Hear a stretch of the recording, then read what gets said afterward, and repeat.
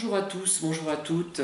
Je suis ravi ce soir. Nous avons eu, comme d'habitude, un superbe coucher de soleil, puisque nous avons une vue panoramique qui porte très loin, à 70 ou 75 km, avec notamment le Sancy et la chaîne des Puys. Et il commence un petit peu à pleuvoir, ce qui va revigorer un petit peu le jardin, qui est vraiment très très sec. Je vais en venir au thème qui nous préoccupe tous, nos chères vies d'intérieur. Alors, récemment, j'ai parlé à des collègues et à quelques amis ce que j'avais, on va dire, subi sous forme de harcèlement depuis des années. Il y en a un qui me harcèle depuis 17 ans, mais de façon plus soft et peut-être plus intelligente que les derniers harceleurs que j'ai eus. Peut-être aussi est-il conscient, ayant été, je crois, dans la magistrature ou avocat, je ne sais plus, qu'il ne faut pas dire n'importe quoi à n'importe qui, qu'il y a des conséquences parfois. Et donc j'ai parlé de tout ça, j'ai montré même parfois des photos, des messages, histoire qu'on s'amuse un peu finalement, parce qu'il faut s'en amuser aussi, même si ça nous touche au début, et qu'on peut être choqué par ce qu'on entend, par ce qu'on lit. Au bout d'un moment, on est obligé d'en rire.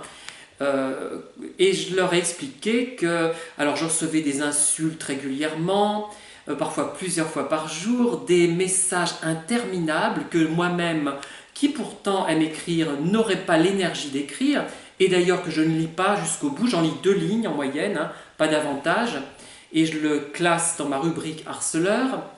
Qu'est-ce que peux dire d'autre? Donc je leur ai montré ça, j'aurais parlé de ça.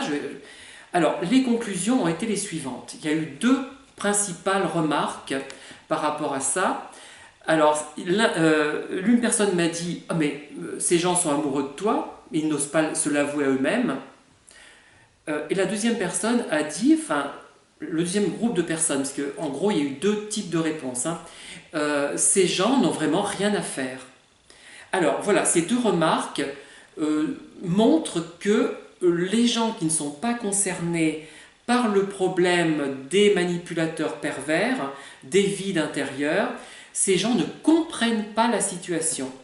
Ils ne comprennent pas qu'on puisse perdre son temps pendant des heures et des heures à harceler quelqu'un, au lieu de faire des choses constructives finalement, et qu'on puisse l'insulter, penser à lui sans arrêt, sans l'aimer. Voilà. Soit pour eux, ce sont des gens soit qui n'ont rien à faire, qui sont retraités, qui ont un emploi peu absorbant, ou alors des personnes qui sont amoureuses. Non, j'aurais expliqué non. Ces gens ne m'aiment pas, elles ne me détestent même pas à la limite. Elles ont simplement besoin de rejeter toute leur partie excrémentielle, tout ce qu'il y a de pourri en elles, qu'elles ne peuvent pas assumer sur moi. Pour supporter leur vie d'intérieur, pour s'oublier elles-mêmes en quelque sorte finalement, qu'est-ce qu'elles font? Eh bien, elles s'en prennent à quelqu'un qu'elles accusent finalement de tous les maux, et elles font des reproches qui sont tellement infondés que c'en est presque risible.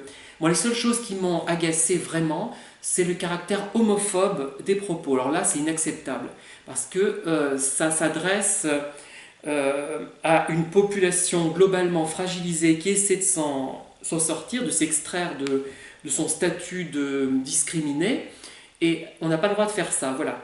Mais tout le reste, enfin, c'est pitoyable. Et ça me fait d'ailleurs penser à quelque chose que je traiterai dans une autre vidéo d'ailleurs, qui est intéressant.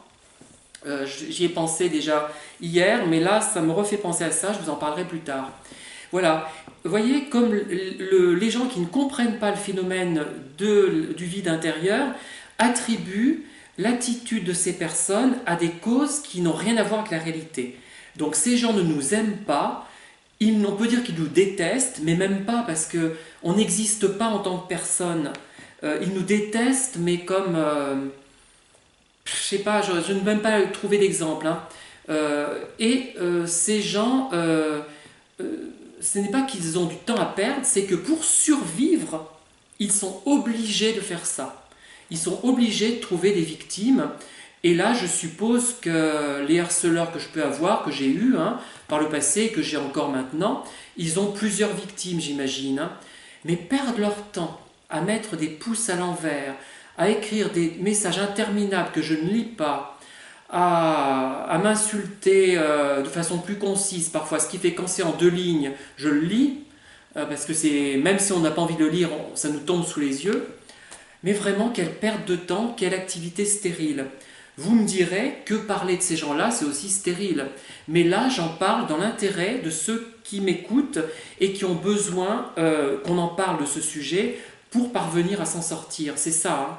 Voilà pourquoi je le fais. Et puis moi, ça peut m'aider aussi, pas par rapport à ces harceleurs, puisque j'attends que les choses se fassent, hein, que les choses évoluent.